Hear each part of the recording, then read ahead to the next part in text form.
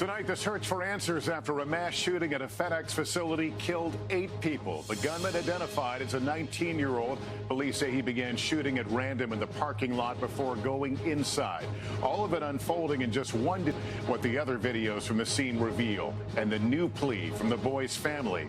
The first guilty plea in the deadly Capitol riots, and my exclusive conversation with the acting Capitol Police Chief.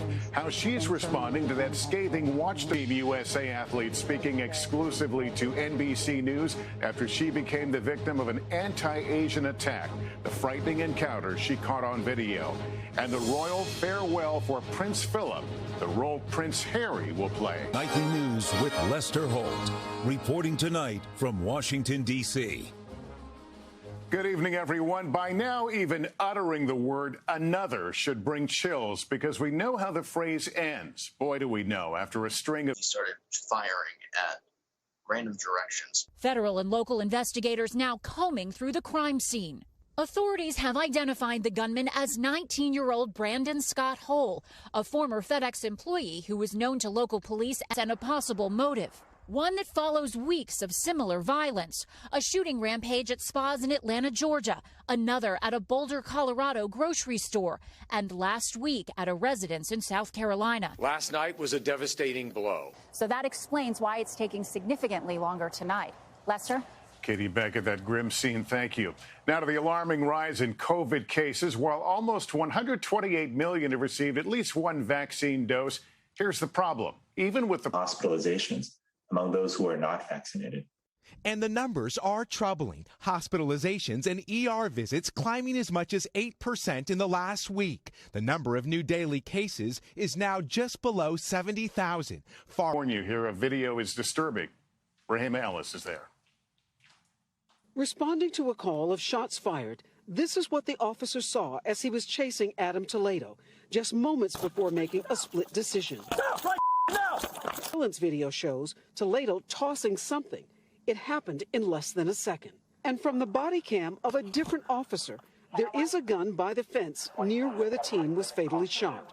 But the family's lawyer points to another image where Toledo appended. He said, "Show me your hands." The child did, and there was nothing in his hands when he got shot. People who knew Toledo are asking the same question. Had a whole life, whole future, and gone just like that. An attorney for Officer Eric Stillman says Toledo... Incredibly, Border Patrol officials say the boy was not injured.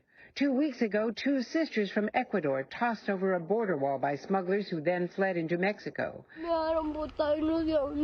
And this 10-year-old Nicaraguan boy telling an agent he'd been a patient on where their children are being held. Like Andrea, whose 6-year-old son was first taken to one of the overcrowded Border Patrol facilities like this one, then placed in foster care. She told NBC's Dasha Burns nothing, saying they only called her when they needed her help calming her child when he wouldn't eat or sleep.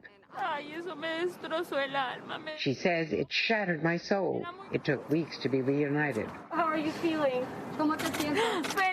In the investigation of the deadly riot at the U.S. Capitol, the first guilty plea. Let's bring in Pete Williams. Pete, why is this so important? Lester, it was a member of the far-right Oath Keepers who has agreed to tell investigators what... The acting chief of police, Capitol Police, is speaking about the enormous toll the attack has taken on her department and responds to criticism over the agency's preparedness. We spoke on the still fenced-off Capitol grounds today. Small grenades, and that the department's civil disturbance unit was operating at a decreased level of readiness. Acting Chief Pittman says she accepts the IG's assessments, but argues they were aware of the intelligence. But did you act? We had a security posture that was expanded because of that intelligence to restrict the plaza. But what about the warning from the FBI's Norfolk field office about authorized strength and remains reliant on the National Guard as it works to recruit new officers? Let's turn now to the wave of anti-Asian hate incidents. It's happened to a U.S. Olympic athlete heading for Tokyo. Here's Jolene Kent. I haven't done anything. You're a loser. Go home. Loser, go home. Stupid. I'll you up. I was just out there to go for a jog. This man accosted her, spitting, using anti-Asian language. Chinese. Voting law passed. Was Georgia kind of a wake-up call? Georgia was absolutely a wake-up call. That's why Ken Chenault, former American Express CEO, helped organize hundreds of business leaders, including from Target, Bank of America, and Starbucks, to sign to Georgia. Do you risk potentially alienating some people by speaking out? You probably will alienate some people. Sometimes when you're doing that, that means you're doing the right thing. Standing up for an American principle is not partisan. If you together. 7 News Europe Bureau Chief Hugh Whitfield is at Windsor Castle.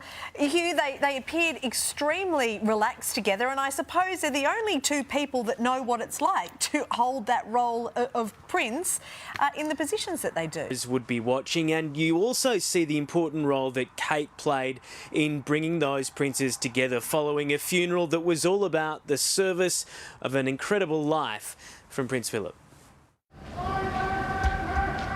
In waiting. It was our first glimpse of the Queen on her day of heartbreak, wearing a face mask according to Britain's COVID rules.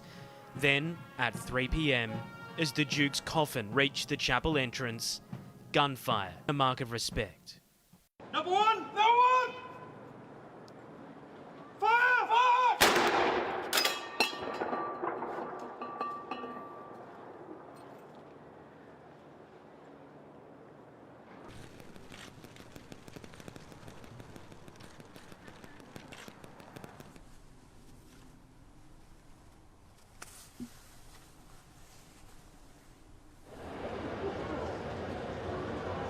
Are moments of reconciliation, and that is a sight, let's be honest, that many people really wanted to see, not least those in the family themselves.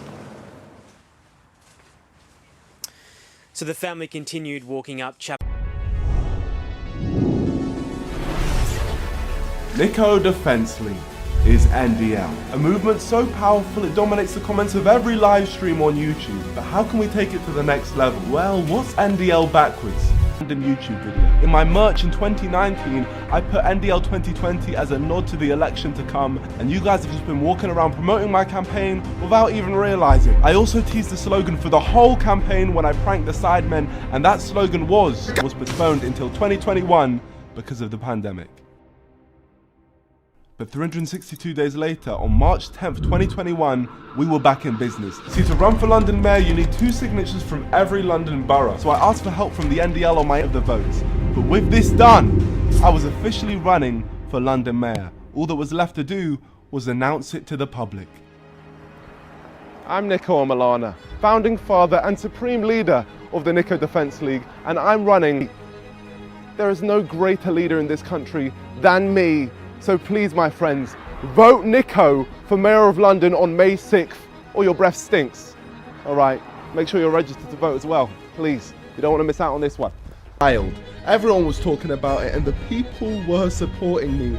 It was being covered by YouTubers. Are you voting for Nico? Who isn't? The thing is, though, he actually has a good chance of getting elected. Come on! Nico for mayor?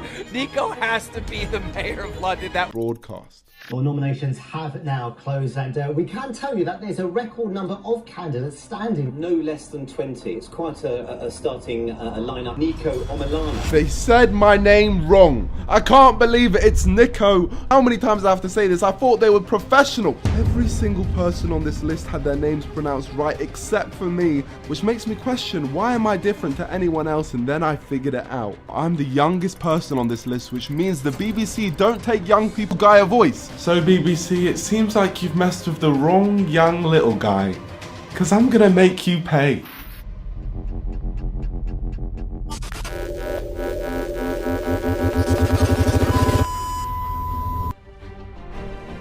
So why am I running for London Mayor? Well, young people aren't taken seriously in politics because the government don't give us a voice. But we have a voice, my friends. So I'm trying to see what happens when we make as much noise as possible together. And we're starting Twitter. This tweet was going to apply pressure to the BBC. Hello, BBC.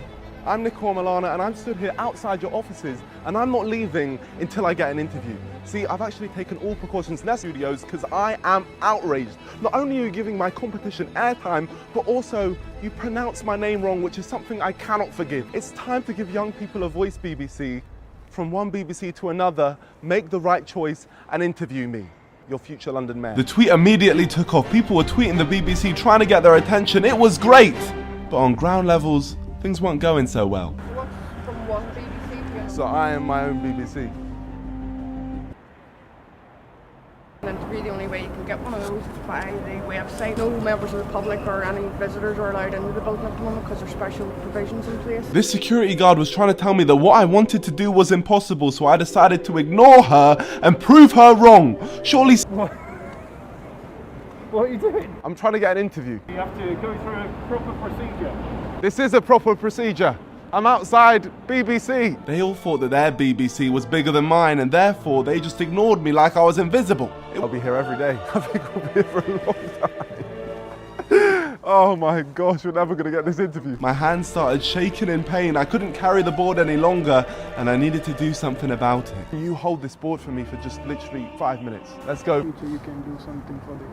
Yeah, no, I can. I see you're taking what I'm saying serious. I can see I'm inspiring you a little bit. I can see that little twinkle in your eye. But my friends, please like the video. 1 like is 1 vote for me. Let's see how many votes we can get. You also get 10 years subscribed. Thank you. I was starting to make a connection to the people, and with that, I started to believe that maybe I could get someone's attention from the BBC. Maybe all of this wouldn't be for nothing. I'm trying to speak to the people at BBC to try and get an interview. Can you make for me outside the building? On social media, things were getting somewhere. The tweet got the BBC's attention, and members of the BBC actually started tweeting me, but nobody was offering me an interview at the BBC offices, so we needed to go bigger. Day 2, we're back outside the BBC because we need an interview. Yeah. You might be thinking that this confirms I'm a shambolic fool with a creased shirt who was just wasting his time outside the BBC. And you're probably right, but I was still determined to prove everyone wrong. I was gonna get that interview if it's the last thing I did, so I paced back and forth.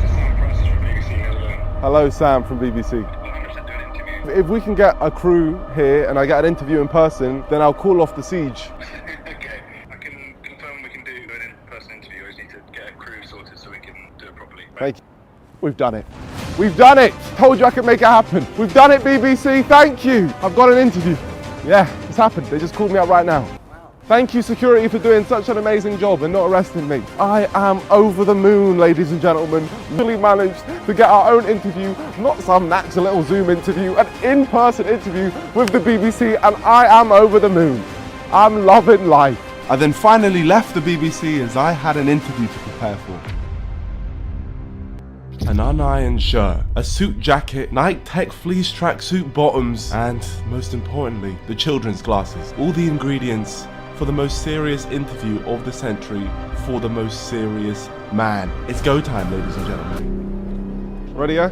I'm Nico Milana, independent, supreme leader of the Nico Defence League, and your future London mayor. What's the biggest threat facing Londoners today? The biggest threat to London is our Prime Minister, Boris Johnson. If a man who can't, we truly have no hope, but a London under me will have equal opportunity. If a young BBC like myself can make it to the actual BBC, then that's what I want for all the young BBCs out there, to have their voices be heard. How should London be policed? Well, I actually plan to...